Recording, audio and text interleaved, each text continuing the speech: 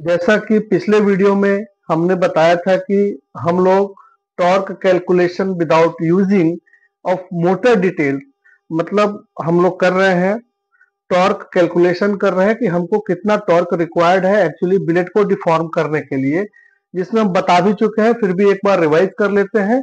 जिसमें बिलेट का size, billet temperature, material strength और ये सारी चीजें पहले दी हुई है, आप देख सकते हैं। सीधा हम लोग कैलकुलेशन पे आते हैं कि टॉर्क निकालने के लिए torque is equal to rolling force into radius of roll, F R force of rolling into R radius of rolls which have mentioned here. अब हमको रोलिंग फोर्स निकालना पड़ेगा, क्योंकि रोल का डायमीटर तो है हमारे पास, वहां से हम रेडियस ले सकते हैं, लेकिन रोलिंग फोर्स निकालना पड़ेगा। तो रोलिंग फोर्स निकालने का कैलकुलेशन होता है sigma Y into area of contact. ध्यान दीजिएगा, सिग्मा वाई जो होता है yield strength of material. Yield strength हमने पहले भी बताया था पिछले वीडियो में भी कि 3 तरीके से निकाला जाता है। मटेरियल डाटा शीट से हम देख सकते हैं और कैलकुलेट भी कर सकते हैं, वो कैलकुलेशन हम आपको नेक्स्ट बताएंगे। तीसरा है फिजिकल, हम टेस्ट कर सकते हैं टेंसाइल स्ट्रेंथ। हमारे पास यूटीएस मशीनें होती हैं स्टील प्लांटों में, हम वहां भी चेक कर सकते हैं। और ये एसी है एरिया ऑफ कॉन्टेक्ट, मतलब रोल अब समझने के लिए, अगर ये रोल है और ये रोल है और इधर से हमने बिलेट का एंट्री किया और ये कुछ इस तरीके से निकलने वाला है, तो ये एरिया जो कांटेक्ट हो रहा है, ये एरिया जो बनेगा कांटेक्ट ऑफ एरिया, मतलब एरिया ऑफ कांटेक्ट बनेगा। तो rolling force is equal to sigma Y into area of contact. अब हमको सिग्मा वाई हमारा वैल्यू दिया है 8 मेगा पास्कल। 8 मेगा पास्कल कैसे आया वो बाद में बात करेंगे।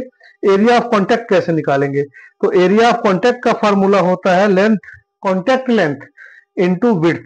विड्थ मतलब बिलेट का इनिशियल विड्थ। तो एल इक्वल टू हो गया आपका कॉन्टेक्ट लेंथ और W equal to initial width of billet. अब बात आती है कि कॉन्टेक्ट लेंथ कैसे निकालेंगे, क्योंकि वहां रोल रेडियस है और ये भी रेडियस है, तो कैसे निकालेंगे। तो कॉन्टेक्ट लेंथ का फॉर्मूला है under root R into H.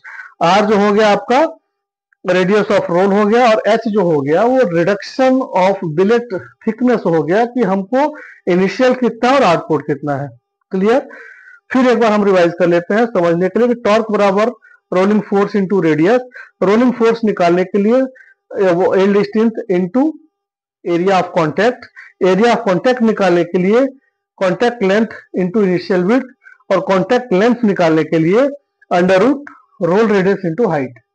Ultimately अगर देखा जाए, ये सारे अगर हम कैलकुलेट फॉर्मूला याद करें, तो यहाँ पे यहाँ से हमारा कैलकुलेशन शुरू होता है कॉन्टेक्ट लेंथ से। तो कॉन्टेक्ट लेंथ हमारा रहा। अब जैसे ले लेते हैं, इस पैरामीटर को ले लेते हैं, तो अगर हम यहाँ पे करते हैं तो अंडर रूट आर, आर का मतलब कितना, divide by 2, diameter divide by 2, radius is equal to roll diameter divide by 2। अगर रोल डायमीटर 500 है तो रेडियस हो जाएगा हमारा 250 mm। और यहाँ पे एच, एच हमने ऑलरेडी ले रखा है, रिडक्शन इन थिकनेस 30 mm। 130 का बिलेट, 100 का आउटपुट, 30 mm का रिडक्शन। तो 250 into 30 equal to under root आ जाएगा 7500। इसको आप कैलकुलेट करेंगे तो ये कुछ मिलेगा 86.6 mm। तो ये है। अब हमारा यहाँ ये वाला पार्ट तो निकल गया, कॉन्टेक्ट लेंथ निकल गया 86.6 mm। अब हम बढ़ते हैं एरिया ऑफ कॉन्टेक्ट निकालने के लिए। तो एरिया ऑफ कॉन्टेक्ट एल का वैल्यू कितना हमको मिल गया 86.6, और डब्ल्यू का वैल्यू कितना है 130। इनिशियल बिलेट तो हम 130 ही डाल रहे हैं ना, तो 130 is our initial width of billets. तो 130 और 86 का जब हम मल्टीप्लाई करेंगे 11,258 mm square, because it is area. Okay, area of contact कितना निकल गया 11,258 mm स्क्वायर। जब आप कैलकुलेट करेंगे तो ये आपको मिल जाएगा। तो यहां तक निकल गया हमारा एरिया ऑफ कॉन्टेक्ट। अब हमको निकालना है रोलिंग फोर्स। रोलिंग फोर्स का मतलब ये हो गया, अब चूंकि यहाँ पे देखेंगे हम रोलिंग फोर्स है, तो force will calculate in newton. Rolling force निकालने के लिए हमको ये यील्ड स्ट्रेंथ हमारे पास, इसका वैल्यू है 8 इंटू कॉन्टेक्ट एरिया का वैल्यू कितना था 11,258, इतना ही था 58। ये हम लोग निकाल रहे हैं F R. Okay, rolling force हम निकाल रहे हैं yield strength into area of contact. ये हमारा इसका वैल्यू कुछ आ जाएगा कितना, 90064। अब चूंकि यहाँ पे थोड़ा सा ध्यान देने वाली बात है कि 90064 is a rolling force, so it's will be calculate in newton.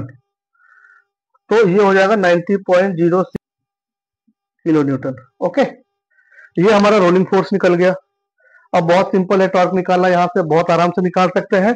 अब यहाँ पे टॉर्क का बस खाली हमको वैल्यू रख देना है। तो यहाँ पे अगर हम मल्टीप्लाई कर दें, multiplied by 250, 22516 kilo Newton torque required, ठीक है। आप दोस्तों एक चीज मैं आपसे बताऊं कि प्लीज आप कंटेंट को पकड़िए। हो सकता है थोड़ा सा लिखावट में या व्यवस्थाओं में दिक्कत हो, लेकिन आप कंटेंट देखिए।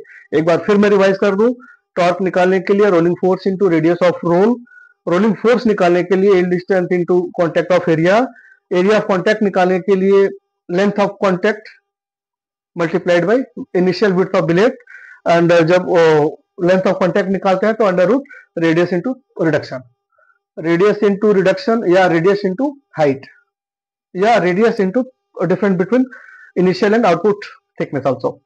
तो हम यहाँ से शुरू करते हैं और यहाँ निकलते हैं और इजीली हम पहुंच सकते हैं। और ये डाटा दिया हुआ है, ये ऐसा नहीं कि सिर्फ इसी डाटा पे आप यहाँ पे एक 130 की जगह 110 mm का बिलेट ले सकते हैं, 11,000 की जगह 1100 डिग्री सेल्सियस टेम्परेचर की जगह आप चाहे तो 950 डिग्री सेल्सियस ले सकते हैं, 1000 ले सकते हैं, जो भी आपके एप्लीकेशन में है। फिलहाल आप 1000 के अराउंड अगर आपका बिलेट का टेम्परेचर है, 950, 1000, 1050, 1100 ऑल्सो, तो आप 8 MPa मान के चलिए कि लगभग इतना ही रहेगा। 7.5 भी हो सकता है, 8 भी हो सकता है, 8.5 भी हो सकता है। It will be depend on calculation. तो इसका कैलकुलेशन कैसे करते हैं वो भी बताएंगे। हालांकि इसका एक मटेरियल डाटा शीट होता है, वो भी आप देख सकते हैं, जो कि स्टैंडर्ड है। और इसका अगर हम फिजिकली टेंसाइल स्ट्रेंथ भी चेक करते हैं तो almost we will get same result. Roll diameter जो आपके यहाँ चल रहा हो वो आप डाल सकते हैं। कोफिशिएंट ऑफ फ्रिक्शन, जैसा कि हमने बताया था कि it is only quantities which does not have any units. और ये हो गया मतलब आप torque, rolling force, area of contact, contact length, और ये समझाने के लिए छोटा सा example. Thank you, B continue.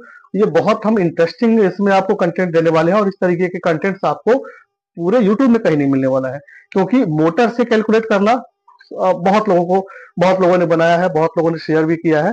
लेकिन अब हम आपको आगे इसमें बताएंगे कि कैसे हम मोटर का सिलेक्शन करते हैं। मोटर का सिलेक्शन किस चीज पे डिपेंड करता है। अगर हमने 130 का बुलेट अगर रोल करना है तो मोटर का सिलेक्शन हम कैसे करते हैं।